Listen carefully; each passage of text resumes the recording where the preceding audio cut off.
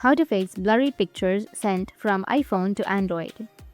So if you want to fix your blurry pictures that iPhone has sent to your Android, then what you need to do is just simply go with your Google at first and search for blurry photo clear or blurry photo enhancer. Now after searching, you can just simply scroll down and here you will find an option of pick wash.